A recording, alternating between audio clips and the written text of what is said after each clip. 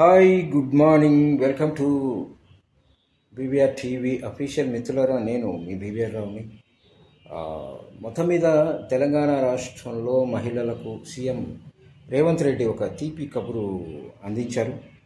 ఏమిటంటే తెలంగాణ సంస్కృతి సాంప్రదాయాలకు ప్రతీకగా బతుకమ్మ పండుగ జరుపుకుంటూ ఉంటారు.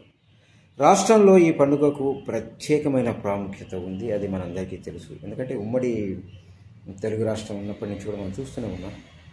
తెలంగాణ ఆడపడుచులంతా కలిసి ఊరి చివరన బతుకమ్మ సంబరాల్లో మునిగి తేలుతూ ఉంటారు. అయితే ఈ ఏడాది బతుకమ్మ సంబరాలను రెట్టింపు చేసేలా తెలంగాణ సీఎం ప్లాన్ చేశారని సమాచారం అందుతోంది.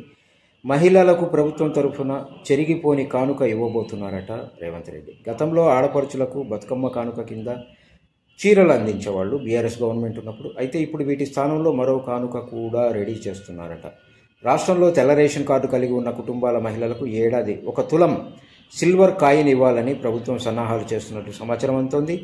ఈ కాయిన్పై తెలంగాణ లోగో కూడా ఉంటుందట. రేషన్ షాపుల ద్వారా ఎలాంటి అక్రమాలకు తావు లేకుండా వీటి పంపిణీ జరగనుందని తెలుస్తోంది. గతంలో బతుకమ్మ చీరల వ్యవహారంలో అవినీతి జరిగిందని, అలాగే అప్పుడు ఇచ్చే ఆ చీరల్లో నాణ్యత కూడా లేదని, వాటితో ఆడపడుచులు సంతృప్తిగా లేరన్న వాదనలు రావడంతో తెలంగాణ సీఎం రేవంత్ రెడ్డి ఈ నిర్ణయం తీసుకున్నారట. ప్రతి కుటుంబానికి ఒకే స్థాయిలో లబ్ధి చేకూరేలా ఇలాంటి డెసిషన్ తీసుకున్నారని సమాచారం అందుతోంది. బతుకమ్మ చీరలకు బదులుగా ఏమి ఇస్తే బాగుంటుందని ఆలోచన చేశారట. నగదు రూపంలో ఇవ్వాలా లేక వస్తు రూపంలో ఇవ్వాలా అనే దానిపై సమాలోచన చేసి చివరికి ఈ నిర్ణయం తీసుకున్నారని వార్తలు అందుతున్నాయి. అయితే వీటి పంపిణీ కోసం ఎలాంటి అర్హతలు ఉండాలన్న విషయంపై ప్రభుత్వం కసరత్తులు చేస్తోందట.